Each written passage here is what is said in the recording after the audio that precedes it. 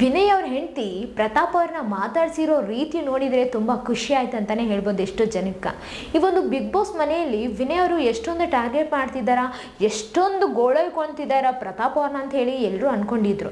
ಆದ್ರೆ ಅವ್ರ ಹೆಂಡತಿ ಕೂಡ ಹಿಂಗೆ ಮಾಡ್ತಾರೇನೋ ಬಿಗ್ ಬಾಸ್ ಮನೆಯಲ್ಲಿ ಬಂದಮೇಲೆ ಅಂತ ಹೇಳಿ ಕೂಡ ಅಂದ್ಕೊಂಡಿದ್ರು. ಆದರೆ ಅವರು ಬಂದು ಪ್ರತಾಪ್ ಅವ್ರನ್ನ ಮಾತಾಡ್ಸಿರೋ ರೀತಿ ನೋಡಿದರೆ ಇಷ್ಟ ಆಯ್ತು ಅಂತಲೇ ಹೇಳ್ಬೋದು. ಆಮೇಲೆ ಅವರು ಮಾತಾಡ್ತಾ ನೀನು ಚೆನ್ನಾಗಿ ಆಡಕತ್ತಿದ್ದಿ, ಹಿಂಗೆ ಹಾಡು, ಸ್ಟ್ರಾಂಗ್ ಆಗಿದೆಯಾ, ಹಿಂಗೆ ಆಟ ಆಡ್ಕೊತ ಹೋಗೋ, ಮುಂದೆನೂ ಕೂಡ ತುಂಬ ಚೆನ್ನಾಗಿ ಆಗ್ತದ ಅಂತ ಹೇಳಿ ಒಂದು ಮಾತನ್ನು ಹೇಳಿದ್ದಾರೆ. ಆಮೇಲೆ ನೀನು ನನಗೆ ಮಗ ಇದ್ದಂಗೆ, ತುಂಬ ಚೆನ್ನಾಗಿ ಆಡಕತ್ತೀಯ, ಹಿಂಗೆ ಆಡು ಅಂತ ಹೇಳಿ ಮಗ ಅಂತ ಹೇಳಿದ್ರಲ್ವ, ಆ ಒಂದು ಪ್ರೀತಿನ ಹಂಚಿದ್ರು ಅವ್ರು ಅಂತಲೇ ಹೇಳ್ಬೋದು.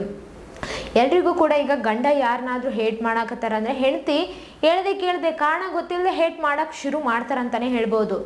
ಯಾವಾಗಿಂದನೂ ಅದು ಹಂಗೆ ನಡ್ಕೊಂತಾನೂ ಬರ್ತದ, ನಡ್ಕೊತಾನೂ ಹೋಗಕತ್ತದ ಅಂತ ಕೂಡ ಹೇಳ್ಬೋದು. ಆದರೆ ಇಲ್ಲಿ ಹೊರಗಿಂದ ಏನು ನೋಡಿದಾರೋ ಪ್ರತಾಪ್ ಅವ್ರನ್ನ, ಅದನ್ನು ನೋಡಿ ಅವ್ರ ತಾಳ್ಮೆ, ಅವ್ರ ವ್ಯಕ್ತಿತ್ವ, ಅವರು ಹೆಂಗಿರ್ತಾರ ಎಲ್ಲವನ್ನ ಗಮನಿಸಿದಾರಲ್ವ ಇಲ್ಲಿ ವಿನಯ್ ಅವ್ರ ಹೆಂಡತಿ. ಹಾಗಾಗಿ ಬಂದುಬಿಟ್ಟು ನೀನು ನನ್ನ ಮಗ ಇದ್ದಂಗೆ ಅಂತ ಹೇಳಿದ್ದಾರೆ. ಆಮೇಲೆ ಬಿಗ್ ಬಾಸಿಂದ ಹೊರಗೆ ಹೋದ್ಮೇಲೆ ಕೂಡ ಈ ವಿನಯ್ ಅವ್ರಿಗೂ ಮತ್ತು ಪ್ರತಾಪ್ ಅವರು ಎಲ್ಲರೂ ಕೂಡ ಒಂದಾಗ್ತಾರಂತಲೇ ಹೇಳ್ಬೋದು. ಯಾಕಂತಂದರೆ ಹೆಂಡತಿಗ ಅಂತ ಒಳ್ಳೆ ಒಪಿನಿಯನ್ ಇದೆ ಅಂತಂದಮೇಲೆ ಗಂಡನಿಗೂ ಕೂಡ ಬಂದೇ ಬರುತ್ತಲ್ವಾ. ಯಾಕಂತಂದರೆ ಗಂಡನಿಗೆ ಕೆಟ್ಟ ಒಪಿನಿಯನ್ ಇತ್ತು ಈ ಒಂದು ಬಿಗ್ ಬಾಸ್ ಮನೆಯಲ್ಲಿ ಪ್ರತಾಪ್ ಮೇಲೆ, ಆದರೆ ಹೆಂಡತಿಗ ಒಳ್ಳೆ ಒಪಿನಿಯನ್ ಇತ್ತು. ಇಲ್ಲಿ ಗೆಲ್ಲೋದು ಮಾತ್ರ ಒಳ್ಳೆ ಒಪಿನಿಯನ್ ಅಂತಲೇ ಹೇಳ್ಬೋದು. ಯಾಕಂತಂದರೆ ವಿನಯ್ ಅವರು ಕೂಡ ಅಷ್ಟೊಂದು ಕೆಟ್ಟದಾಗಿ ಇದು ಮಾಡ್ತಾರಂತ ಹೇಳ್ತಿಲ್ಲ.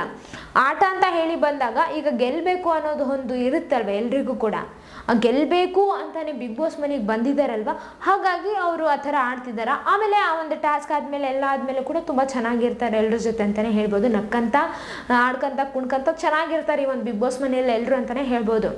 ಆದರೆ ಎಲ್ರಿಗೂ ಕೂಡ ಮನಸ್ಸಲ್ಲಿ ಮಾತ್ರ ಗೆಲ್ಲಬೇಕು, ನಾನೇ ಗೆಲ್ಲಬೇಕು ಅನ್ನೋದೊಂದು ಇದೆ ಅಲ್ವಾ, ಹಾಗಾಗಿ ಎಲ್ಲರೂ ಅವಾಗವಾಗ ಚೇಂಜ್ ಆಗ್ತಾರೆ ಅಂತಲೇ ಹೇಳ್ಬೋದು.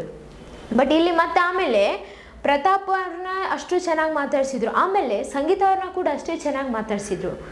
ನೀನು ತುಂಬ ಚೆನ್ನಾಗಿ ಆಡಕತ್ತಿದೀಯಾ, ಹಿಂಗೆ ಆಟ ಆಡು ಅಂತ ಕೂಡ ಹೇಳಿದ್ದಾರೆ. ಆಮೇಲೆ ಸಂಗೀತ ಅವರು ಒಂದು ಮಾತನ್ನು ಕೇಳಿದರು, ನನ್ನಿಂದ ಏನಾದರೂ ನಿಮಗೆ ಬ್ಯಾಡ್ ಆಗಿ ಅನಿಸಿದ್ದಿದ್ರೆ, ನಾನೇನಾದರೂ ತಪ್ಪು ಮಾಡಿದ್ದಿದ್ರೆ ಕ್ಷಮಿಸಿ ಅಂತ ಹೇಳಿ ಕೂಡ ಕೇಳಿದರು. ನಡೀತದ, ಕಾಮನ್ ಅದೆಲ್ಲ ಆಟದಾಗ, ನಾನು ಕೂಡ ಆಡ್ಕೊತ ಬಂದಿದ್ದೀನಲ್ವ. ಬಟ್ ಇಲ್ಲಿ ಸ್ವಲ್ಪ ಡಿಫ್ರೆಂಟಾಗಿ ಆಡ್ತಾರೆ ಅಂತಲೇ ಹೇಳ್ಬೋದು. ಬಟ್ ನನಗೇನು ಬೇಜಾರಿಲ್ಲ, ಅದು ಅವಾಗಷ್ಟೇ ಸ್ವಲ್ಪ ಬೇಜಾರಾಗುತ್ತಾ, ಆಮೇಲೆ ನೀವೆಲ್ಲರೂ ಚೆನ್ನಾಗಿರ್ತೀರಲ್ಲ ಅದನ್ನ ನೋಡಿ ನಮಗೂ ಏನು ಅನಿಸಲ್ಲ ಅಷ್ಟೇ, ಅವಾಗಿಂದ ಅಷ್ಟೇ. ಅದು ಟಾಸ್ಕ್ ಅಂತ ಹೇಳಿ ಬಂದಾಗ ಅದೇ ಥರ ನಡಿಬೇಕು, ನಡೀತದ ಅಷ್ಟೇ ಅಂತ ಹೇಳಿ ಒಂದು ಮಾತನ್ನು ಕೂಡ ತುಂಬ ಸಮಾಧಾನದಿಂದ ಮಾತಾಡಿದ್ರಲ್ವ, ಎಲ್ರಿಗೂ ಇಷ್ಟ ಆಗಿದ್ದಾರೆ ಅಂತಲೇ ಹೇಳ್ಬೋದು. ಈ ಒಂದು ಬಿಗ್ ಬಾಸ್ ಮನೆಯಲ್ಲಿ ಅವ್ರ ಗುಣ ನೋಡಿ ಅಂತಲೇ ಹೇಳ್ಬೋದು. ಅವರು ವ್ಯಕ್ತಿತ್ವ ನೋಡಿದರೆ ಅವರು ಕೂಡ ತುಂಬ ಚೆನ್ನಾಗಿದ್ದಾರೆ ರೀ, ಎಲ್ಲರ ಜೊತೆ ತುಂಬ ಚೆನ್ನಾಗಿ ಮಾತಾಡ್ಕೊತ ಎಲ್ಲರನ್ನೂ ನಗಿಸ್ಕೊಂತ ಕೂಡ ಇದ್ರು ಅಂತಲೇ ಹೇಳ್ಬೋದು. ನಿನ್ನೆ ಒಂದು ಬಿಗ್ ಬಾಸ್ ಮನೆಯಲ್ಲಿ ಅವ್ರ ಪತಿ ಬಗ್ಗೆ ಕೂಡ ತುಂಬ ಒಳ್ಳೆ ಮಾತುಗಳನ್ನೇ ಹೇಳಿದ್ದಾರೆ. ಯಾಕಂತಂದರೆ ಈಗ ಹೆಂಡತಿಗೂ ಗೊತ್ತಿದ್ದಷ್ಟು ಇಡೀ ಕರ್ನಾಟಕ ಜನತೆಗೂ ಗೊತ್ತಿರಲ್ಲ, ಆಮೇಲೆ ಒಂದು ಬಿಗ್ ಬಾಸ್ ಮನೆಯಲ್ಲಿ ಇದ್ದವ್ರಿಗೂ ಕೂಡ ಗೊತ್ತಿರಂಗಿಲ್ಲ. ಹಾಗಾಗಿ ಅವ್ರು ಹೇಳಿದರು, ಮಗುವಿನಂಥ ಮನಸ್ಸು, ಏನೇ ಬಂದರೂ ಕೂಡ ಸಡನ್ನಾಗಿ ಕೋಪಗೊಳ್ತಾರ, ಯಾರು ಕೂಡ ಮನಸ್ಸಲ್ಲಿ ಇಟ್ಕೋಬೇಡಿ, ಕ್ಷಮಿಸಿ ಅಂತ ಒಂದು ಮಾತನ್ನು ಕೂಡ ಹೇಳಿದ್ದಾರೆ.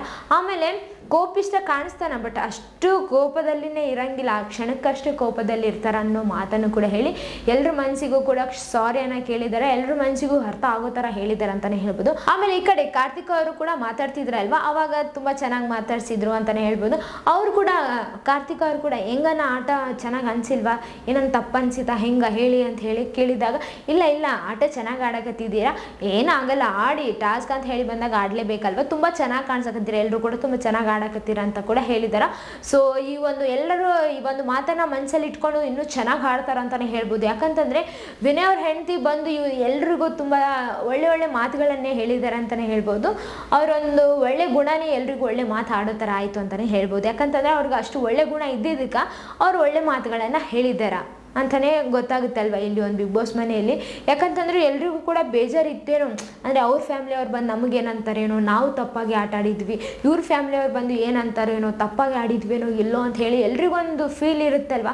ಬಟ್ ಇಲ್ಲಿ ಯಾರ ಮನೆಯವ್ರಿಗೂ ಕೂಡ ಆ ಒಂದು ದ್ವೇಷ ಇಲ್ಲನೇ ಇಲ್ಲ ಅಂತಲೇ ಹೇಳ್ಬೋದು. ಎಲ್ಲರೂ ಕೂಡ ಸಾರಿ, ಒಬ್ಬೊಬ್ಬರ ಮನೆಗೂ ಒಬ್ಬೊಬ್ರು ಕೇಳ್ಕೊಳಕತ್ತಾರ ಒಬ್ಬೊಬ್ಬರ ಮನೆಯವ್ರ ಹತ್ರ. ಆದರೆ ಯಾರ ಮನೆಯವರು ಕೂಡ ನಿಮ್ಮ ಮೇಲೆ ದ್ವೇಷ ಇದೆ, ನೀವು ಹಿಂಗೆ ಮಾಡಿದ್ರಿ ಅಂತ ಹೇಳಿ ಯಾರೂ ಹೇಳಿಲ್ಲ ಅನ್ನೋದು ಇಲ್ಲಿ ಕ್ಲಿಯರ್ ಕ್ಲಿಯರ್ ಆಗಿ ಗೊತ್ತಾಯ್ತು ಅಂತಲೇ ಹೇಳ್ಬೋದು.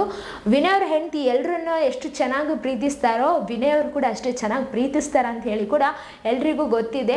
ಬಟ್ ಇಲ್ಲಿ ಬಿಗ್ ಬಾಸಲ್ಲಿ ಆಟ ಅಂತ ಹೇಳಿ ಬಂದಾಗ ಆಡಬೇಕಾಗುತ್ತಲ್ವ, ಸೊ ಆ ಟೈಮಲ್ಲಿ ತುಂಬ ಅಗ್ರೆಸಿವ್ ಆಗಿ ಆಡ್ತಾರೆ ಅಂತ ಕೂಡ ಎಲ್ರಿಗೂ ಗೊತ್ತಾದ. ಬಟ್ ಅವರು ನಮ್ರತಾ ಅವ್ರಿಗೊಂದು ಮಾತನ್ನು ಕೊಟ್ಟಿದ್ದಾರಲ್ವ, ಅಗ್ರೆಸಿವ್ ಆಗಿ ಆಡಂಗಿಲ್ಲ ಅಂತ ಹೇಳಿ. ಸೊ ನೋಡೋಣ ಹೆಂಗೆ ಆಡ್ತಾರೋ ಅಂತ ಹೇಳಿ. ಯಾಕಂತಂದರೆ ಹೆಂಡತಿ ಬಂದಿದ್ರಲ್ವ, ಅವ್ರನ್ನ ನೋಡಿಬಿಟ್ಟು ತುಂಬ ಖುಷಿಯಾಗಿದ್ದಾರೆ. ಮಗ ಕೂಡ ಬಂದಿದ್ರು, ಮಗನ ಕೂಡ ತುಂಬ ತುಂಬ ತುಂಬಿಕೊಂಡ್ರೆ ಅಂತಲೇ ಹೇಳ್ಬೋದು.